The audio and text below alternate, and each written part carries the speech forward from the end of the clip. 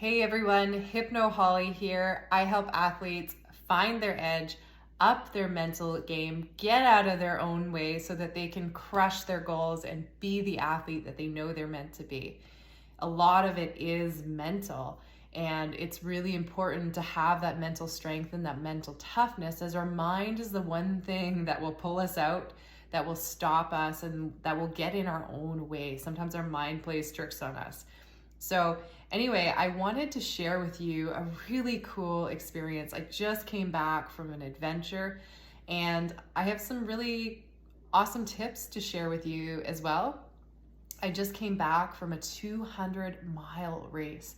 Now, I wasn't in the race, but I got to be a part of the race. I got to run a section of the course with a friend who was racing, so I got to pace him and be a part of his experience, as well as I got to witness some extraordinary athletes overcoming some really physical challenges, some mental challenges, some challenges of all kinds, challenges that you would expect in a 200-mile mountain race.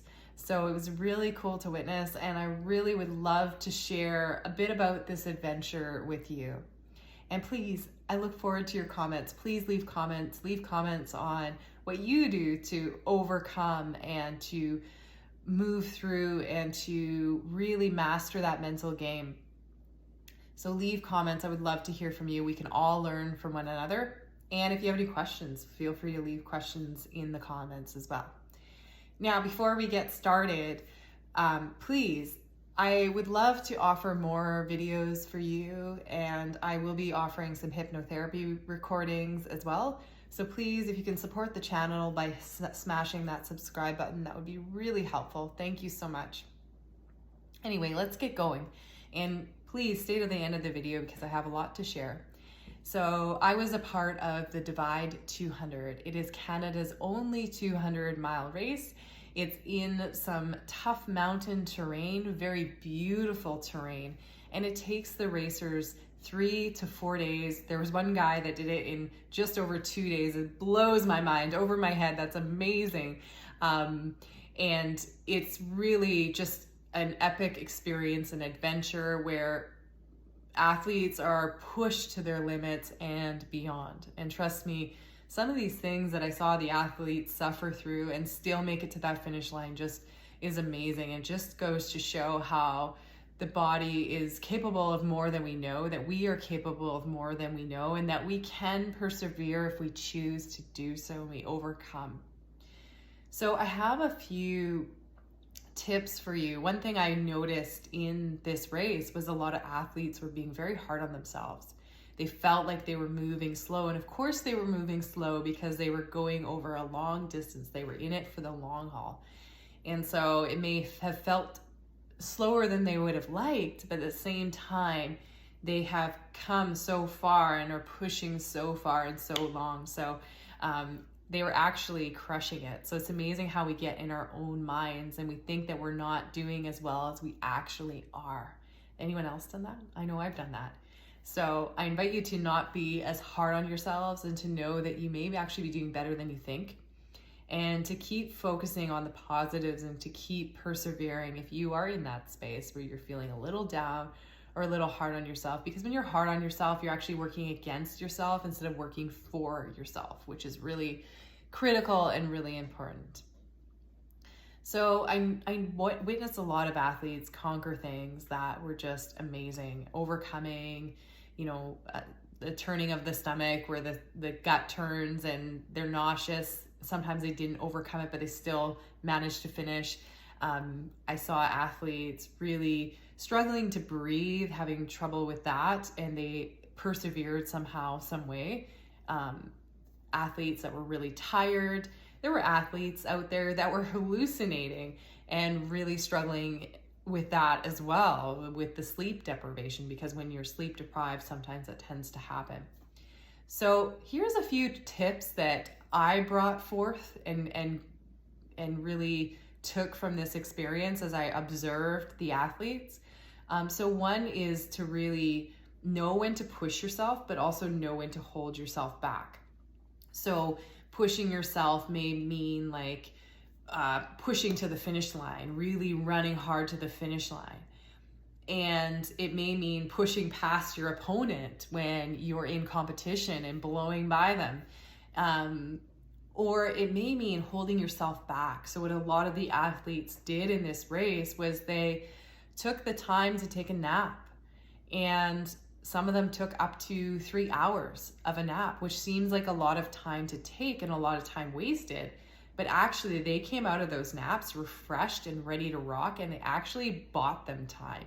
It gave them energy and they were able to persevere forward. So sometimes we need to know when to hold ourselves back. That's the definition of discipline, really, is to push yourself, but also to play it smart, to hold yourself back when you need to.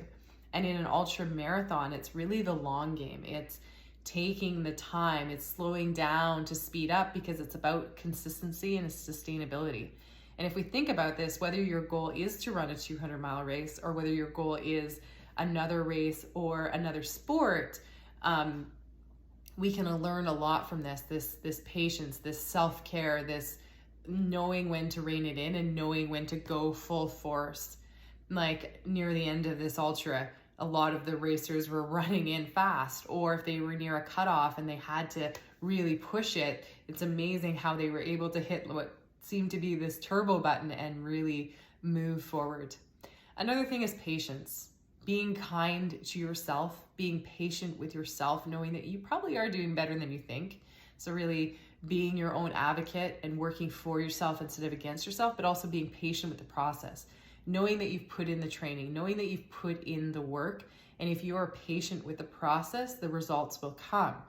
So an example of this is if a racer were to just really give her out of the start gate because they're nervous and they're ready to go and everybody is running fast, they may actually not have that sustainability over time and may actually become exhausted because they're not able to hold that pace. Whereas if they're patient with the process and they go at a moderate, slow pace, they're able to run faster overall. They don't burn themselves out. So sometimes it really is being patient with yourself. Sometimes it is working through, maybe a gut has turned and you have to take time in the aid station to really regroup, or it's taking that time to nap. And often people can be a lot more refreshed. So if a runner is hallucinating, often that just means that they're sleep deprived and they need to go for a nap. And once they come out of that nap, those hallucinations become less, they're at bay, right? So they're manageable or they're gone. So that can be really helpful. But it's about being patient with the process, being patient, waiting for that next aid station to arrive as you walk as fast as you can at that time and to work through it. So really overcoming mental toughness sometimes is patience, it's discipline. It's also laughing and enjoying the moment. Humor can be a good way to get through difficult times. And if we're not here to enjoy it, it takes the fun right out. So sometimes bringing the fun back into it will bring you back in the moment, having that sense of laughter. And it also kind of allows the time to pass a lot quicker because you're more entertained and you're just in the moment enjoying it. So I did see a lot of athletes laughing, and I think that's really key to success, is to not take things so hard and to really enjoy the moment. And sometimes I forget to laugh too, but it really is medicine, and it does help you to keep moving forward when you have some positive laughter, and also get some happy endorphins going in your body as well. I mean, it helps you shift the focus. So, and when you're running a 200-miler or you're going towards a goal, sometimes it does feel like forever. And so laughter can really help with passing the time as well and making the most of the time. Being in the moment can be really helpful as well. So bringing yourself back into the moment. One thing that was helpful for me as I was pacing, because I had just actually come out of running a 100-mile race, but I really wanted to help out and jump in, and I was able to do so. I was physically able to do so, recovered and everything. But one thing that helped me was really taking a look at where I was and really enjoying the scenery around me. And I think that that's one thing that helps me when I'm racing, and I'm sure helps the racers as well, is to take a look at where you are, really enjoy the view, enjoy the experience. So finding, again, like laughing, finding that joy in the experience, really noticing what's around you, really taking the time to take it in. I think it's important to also be in the moment to help you stay focused and help you stay in the zone. So one thing that I did was I was running and I tripped and fell because I wasn't paying attention. I was thinking about how I'm a pacer and I don't want to hold up my runner. And needless to say, I wasn't holding him up because he still had other things he had to do. But I'm running and I'm in my head and thinking about what I got to do so we can get out of there. And I tripped and fell and hurt myself and had to quickly bandage myself up. And needless to say, the pain actually took away from the other pains of things I was feeling. So that was great. But anyway, it's an example of being in the moment. Being in the moment really helps you stay on course, helps you keeps yourself from falling, but also, really helps you focus on what you need to do at that time and helps you accomplish those goals. So like me, when I was in my head, I fell, but if I hadn't been in my head, I would have been really present and not have fallen and bought myself some more time. So really is important to be in the moment and stay in the moment when you are working towards a goal, and to really appreciate the moment and appreciate what's around you. Why not make the best of it? Why not make it fun as well? Make the experience good, right? Because then you're working for yourself instead of against yourself, or you're working for the experience instead of against the experience. And another thing is that words are powerful. So using power words like rise, like crush it, like let's go, kick ass, badass, any words that kind of make you feel like, yeah, I'm ready, let's do this, can be really helpful. And sometimes we fake it till we make it.